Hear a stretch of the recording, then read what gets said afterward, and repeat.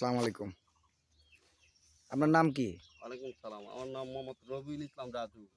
রবিউল ইসলাম রাজু। তো আসলে এই যে আপনার হাতে কাগজ দেখতেছি এবং এই যে জমিতে যে গাছগুলো আমরা দেখতে পারতেছি, তো এই বিষয়টা কি একটু সংক্ষেপে বলার চেষ্টা করবেন? এই জমিটা আমার দাদা প্রায় 50 বছর ধরে খায় আচ্ছা, এবং 50 বছর ধরে খায় এবং এই জমিটি আমাদের নামে সর্বশেষ আরএস রেকর্ড আছে।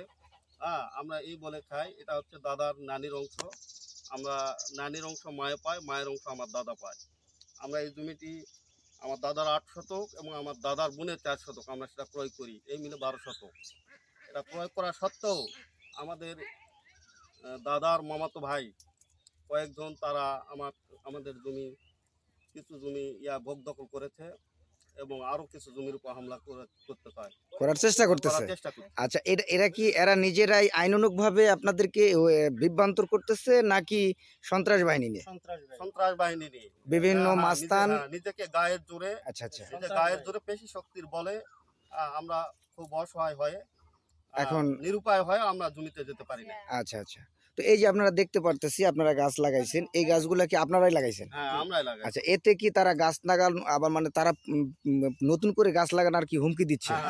গাছ লাগা হুমকি দিচ্ছে, জমি দখল করা হুমকি দিচ্ছে। এই ব্যাপারে আপনি স্থানীয় ইউপি সদস্য কিংবা ইউনিয়ন চেয়ারম্যানের সাথে কোনো রকম যোগাযোগ করছেন কিনা বা বিষয়টা জানাইছেন কিনা? এবার এখন জানানো হয় না, তবে এর আগে জানানো হয়েছিল। চেয়ারম্যান সাহেব বলেছিলেন যে আপনাদের রেকর্ড কাটে আমার কাছে আসবেন, আমি জমি আপনাদের বের করে দেবো।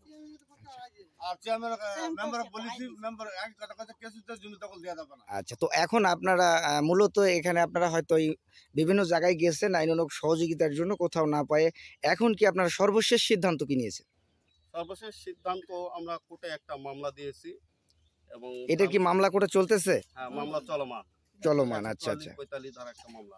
আচ্ছা ঠিক আছে। এখন কি এটা মানে তাৎক্ষণিকভাবে থানায় বিষয়টা কি আপনারা অবগত করছেন কিনা? থানায় বিষয়টাই এখন অবগত করা হয় না, তবে অবগত করব। আচ্ছা ঠিক আছে, থ্যাংক ইউ।